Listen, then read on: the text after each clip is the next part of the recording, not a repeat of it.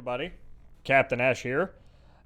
So I did one for Call of Duty Cold War, so I decided I'm going to do one for Call of Duty Vanguard, and that's talk about their beta. So today is September 18th, the beta released today. I did not pre-order this game. Do not pre-order games, just as a general rule. So I did not get that early beta play, but got in today. And I'm just going to tell you my thoughts on it. I've played roughly, probably about 15, maybe 20 matches so far. And it is, it's a thing. I have some strong feelings about it, but we'll get there. We're just going to jump right into a match. This is live commentary here. I'm just going to show you a bit of my problems here. And we can go ahead and first start talking about the graphics. The graphics are not fantastic. They're not bad by any means. They definitely don't look bad. But by current gen console stuff, like, I don't know. There's not a lot of polish here. But then again, most of the Call of Duty games as of late haven't really looked amazing, despite the fact that some of them are like terabytes of data. Not quite, but we're getting there. So yeah, like I said, this is the beta for Call of Duty Vanguard. This is the 2021 addition to the long running game franchise Call of Duty. Maybe you've heard of it. Ooh, a little laggy on the load up here. What the fuck? Okay, there we go. Now it's back. Frame rate's still not fantastic, but it is a beta. I did update my drivers and everything, so whatever. So we can go ahead and first talk about a new addition right away here, and that is the what I can only call adaptive team sizes, or adaptive round. Yeah, adaptive team sizes, adaptive round sizes. There we go. Either one works. I was like, oh god, I don't know if I'm going to survive that. So basically, it depends on the amount of players you have. It'll basically give you different sized lobbies. So like 12v12 or a 6v6 or a, yes, this is 6v6. And I've seen like, I think I've even seen like 15 by v15. Maybe? I've seen a bigger one than 12v12. Exactly what the number is, I do not remember. Oh well. But that's probably about the only thing that's interesting about the beta and about the new additions to Call of Duty, because I'm going to be entirely honest with you, I do not enjoy this beta. And I'm going to go ahead and first talk about my biggest gripe that I have with this entire game. And it's not, I would first start to say it is subjective, but I think there are different parts of this that could probably be considered objectively bad design. And that really just kind of stems from the sound design. The sound design of this game, at least in the beta, is not good. It is honestly, like, I have never seen some of the most high caliber weapons used in a war, and like high fire rate weapons and very heavy industrial built weapons sound more like pop guns and airsoft or paintball guns in my life.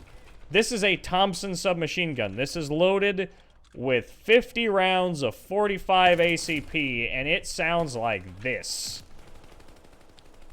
That sounds so awful. You want to know something even worse? The broomstick. The broomstick, one of the most classic, like old war era, like, pistols. What is that noise? It sounds broken. It sounds like the sound file's clipping. Like, I don't understand. And that just kind of goes for pretty much every gun I've used.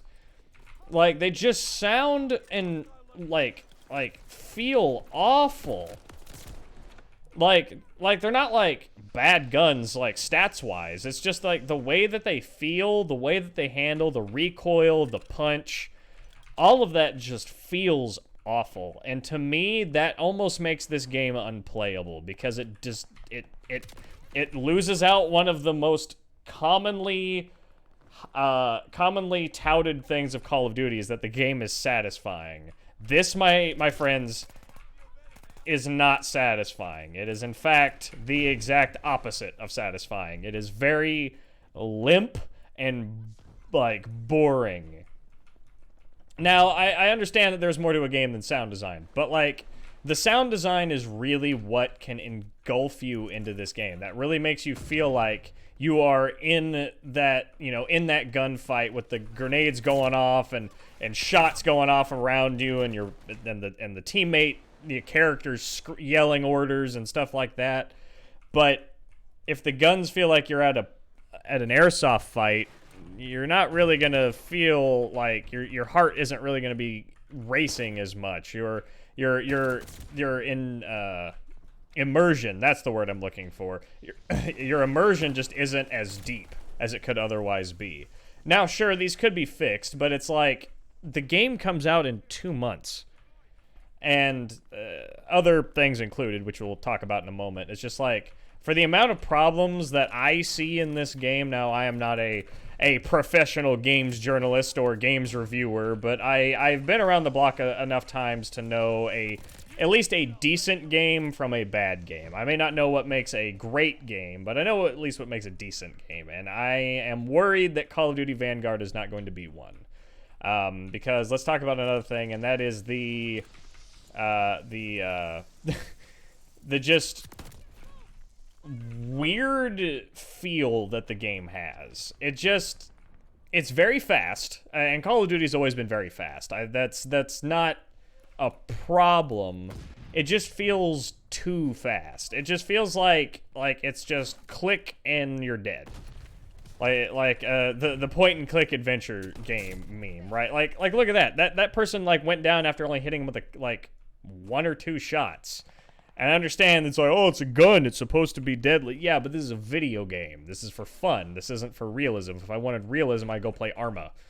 Like this is not really how a World War II, like, more or less arcade shooter should play.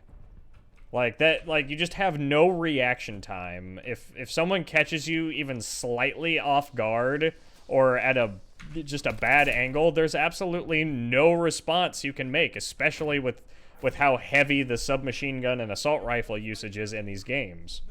Oh, yep, there's the first round done. And the final kill is back as opposed to play of the game. Also, in terms of that, the dog kill streak is back. I don't like the dog kill streak. It makes me feel sad.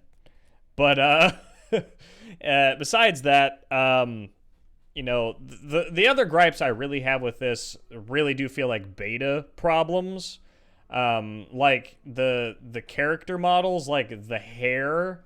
Like, I don't know if you can see that, if that's translating well in recording, but the hair just looks awful. It looks like a bad green screen. And like the face, it doesn't look like it's a well captured bit of motion capture or face capture. It looks like a Snapchat filter. Like, I don't know if I'm the only one that sees like the weird like distortion and like glitch in the matrix that this guy has on his face. Yeah, so here we go, assault pacing, so 12v12. But just like kind of all of them have that same, like this guy's like smirk doesn't make any sense. And like, I don't know. I understand this is a beta, like I said, but I don't know. Some of these things I don't know if they'll be able to fix in 2 months. 2 months is not a lot of time in game development by game development standards. So I'm just a little concerned that we're gonna have another Call of Duty game ship with a lot of problems right from the get-go. We're not gonna talk about that. But it's just like, I don't know. I'm honestly tired of big game developers because none of them seem to be able to ship a working game anymore. It's just like, oh, we'll fix it in updates. It's like, well, what if you couldn't make updates to the game? What would you do? Just ship a broken game? And that seems to be just like, it's like, yeah, I guess so, is the response from all the big name developers, because, wow, add a way to like mumble your way through that, like mouth gymnastics your way through that sentence. It's just like the era of updates and DLC and stuff like that have made game developers lazy. And honestly, it's not shown any more than in Call of Duty. And this game is a big, glaring issue in that same vein. I'm not saying this game is going to be bad and like as a whole, like, because I mean, yeah, games can be updated. They can be changed. They can be majorly overhauled. It's just I'm worried that in the time between now and actual full release date that these problems will not be fixed. And we are going to be I'm personally not going to be buying this game, at least not right at launch. Personally, the new Battlefield has me slightly more interested than the new Call of Duty. I've typically been a more Call of Duty person than Battlefield, but I don't know. I think I'm just ready for a change of pace when it comes to my like action, like high speed first person shooter. I think it's time for me to go back to the old Battlefield. I played Battlefield 4 a lot. That was like my main like connection to the more modern franchise. And besides that, I basically just played Call of Duty. On top of like the other games I played. I'm definitely not like a Call of Duty veteran like some other people are, where it's just like, oh yeah, I played every game, got max prestige, and unlocked every skin and everything that for literally every game.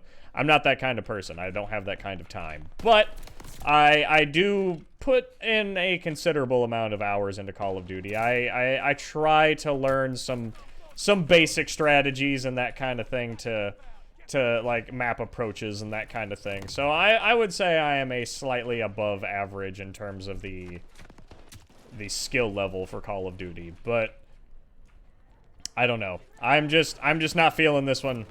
I'm just not feeling this one. So but we'll have to see for full release. Like I said, this is a beta. And honestly, I think that is a great place to leave this. Also, one other thing, just as a funny topic, I think they forgot to add in the JPEGs for whenever you unlock items, because it's literally just a white square with a thing that says item unlock underneath it. So, just a funny little, like, beta thing there. Anyway, thank you guys so much for watching. I know I am not really present on this channel as much as I should be. I'm streaming all the time. It seems like when I'm making content, because the retail life, it sucks. But whatever. Thank you guys so much for watching. Like, subscribe, whatever. Bell thing. Yeah, okay. Bye-bye.